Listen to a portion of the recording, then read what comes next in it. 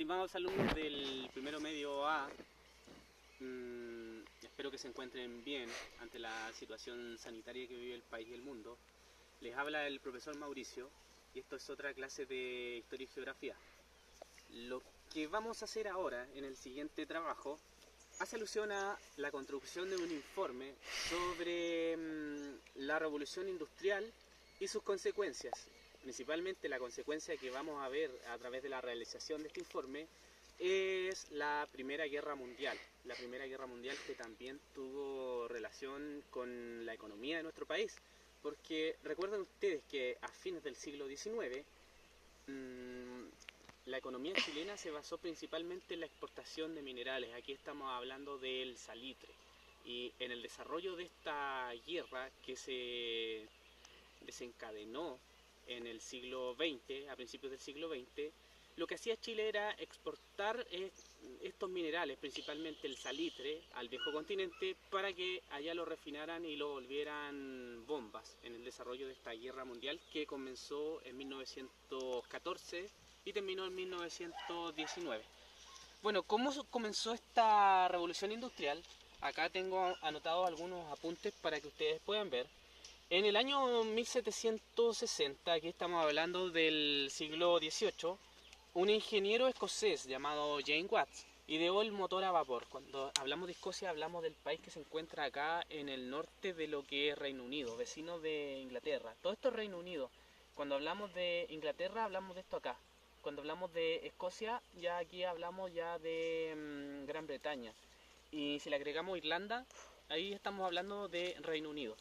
Bueno, en Escocia, acá en el norte de lo que es Gran Bretaña o Reino Unido, como quieran llamarlo ustedes, acuérdense, cuando le ponemos Irlanda ya tenemos a Reino Unido. En Escocia, James Watt ideó el famoso motor a vapor y con eso cambió el mundo, revolucionó la sociedad del siglo XVIII. ¿Por qué?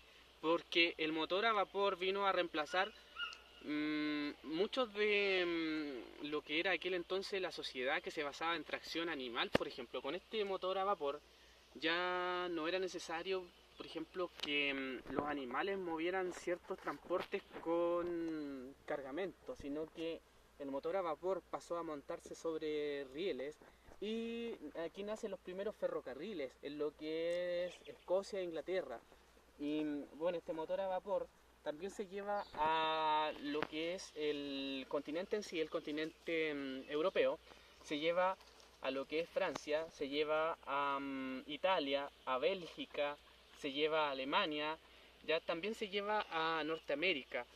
Bueno, no solamente este motor a vapor se ocupa en locomotoras, sino que también su uso se implementa en molinos, también se pasa a implementar en embarcaciones a vapor, se utiliza, por ejemplo, en la industria textil, ¿ya? En fin, tenía una serie de usos este motor a vapor, que a todo esto, para que sepan ustedes, el motor a vapor funcionaba con una caldera a carbón, pero no con el carbón que ustedes conocen actualmente, sino que un carbón mineral, que era un carbón que, bueno, actualmente en nuestro país se extrae en la ciudad de Lota, en la mina del Chiflón del Diablo, pero es un carbón que se extrae a modo de exhibición, nada más, ya no se comercializa como antiguamente, como se hizo en el siglo XVIII o en el siglo XIX. Ya este carbón, los europeos, los dueños de estos motores a vapor, comenzaron a demandar este carbón en todas partes del mundo. Primeramente, sacaron todo el carbón que tenían en sus respectivas naciones y cuando ya vieron que se estaban agotando sus yacimientos minerales, comenzaron a avanzar hacia otras partes del mundo en búsqueda de este preciado mineral. Bueno, eso fue en torno a la primera revolución industrial. En el año 1870, aquí estamos hablando de 110 años de diferencia, aquí ya en el siglo XIX, a fines del siglo XIX, el motor a vapor es reemplazado por el motor a petróleo y no solamente aquí se desarrolla el motor a petróleo, sino que también se desarrolla el motor a benzina, que es un derivado del petróleo más refinado, y se desarrolla también la electricidad en el año 1870. Aquí, bueno, se demanda principalmente lo que es carbón en todas partes del mundo. En 1870 se comienza a demandar petróleo. Si se fijan ustedes, las grandes potencias, las grandes naciones europeas comienzan a demandar recursos minerales en todas partes del mundo, ¿ya? Demandando aquí carbón mineral, aquí petróleo en todas partes del mundo. En el siglo XIX, para que lo sepan ustedes, África se encontraba dividida entre las grandes potencias de Europa. Tenían repartido lo que era el continente africano, sacaron todos sus bienes, todo lo que es sus minerales. En el caso de América también extrayeron gran cantidad de minerales. En el caso de nuestro país, por ejemplo, en el siglo XIX estaba la mina El Chiflón del Diablo, la misma que habíamos comentado, en la ciudad de Lota, en donde se extraía gran parte del carbón mineral que abastecía a los ferrocarriles de Inglaterra, ¿ya? Y bueno, esto fue haciendo toda una competencia entre los países industrializados, entre las grandes potencias europeas, que comenzaron a mirar con cierta envidia, con cierta desconfianza lo que estaban haciendo sus vecinos. Ya desde el año 1870 en adelante, estas grandes potencias europeas comenzaron a desarrollar armas y era cosa de tiempo nada más para que se desarrollara un conflicto entre las grandes potencias europeas, y efectivamente este conflicto se llevó a cabo en el año 1914.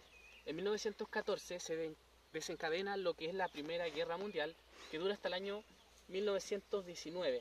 Durante todo este periodo se desarrolla en Europa lo que se conoce como la Primera Guerra Mundial, ¿ya? Se le dice Primera Guerra Mundial, pero para muchos historiadores fue una guerra civil nada más entre europeos. Previo al desarrollo de esta guerra ya existían alianzas en caso de conflictos. Por ejemplo, los países que estaban acá, Francia, Inglaterra, Rusia, tenían una alianza conocida como la Triple Entente. Ellos en caso de guerra, estos están acá, aquí está Francia, Inglaterra, Rusia. En caso de guerra, de conflictos con estos de acá al medio, se supone que se iban a apoderar de los territorios de estos de al medio. Y estos de acá al medio también tenían una alianza establecida que se llamaba la Triple Alianza. La Triple Alianza estaba constituida por Alemania, estaba constituida por Austria-Hungría e Italia. Era así.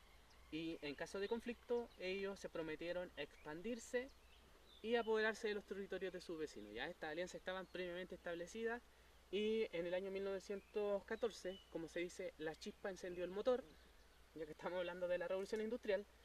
Comenzó todo esto con el asesinato al heredero al trono de Austria-Hungría, que se llamaba Francisco Fernando, y allí comenzó todo el conflicto, porque, bueno, los austrohúngaros vieron que la persona que se iba a apoderar del territorio no iba a ser una persona de su nación, sino que iba a ser un extranjero, en este caso del vecino de ellos, de Serbia, que se culpó a Serbia del asesinato del heredero al trono de Austria-Hungría. Se le declaró la guerra a Serbia, y Serbia era un país pequeño que se encontraba dentro de esta gran alianza llamada Triple Entente. Entonces desde bueno, Austria-Hungría declaró la guerra a Serbia, y la Triple Entente inmediatamente sale en defensa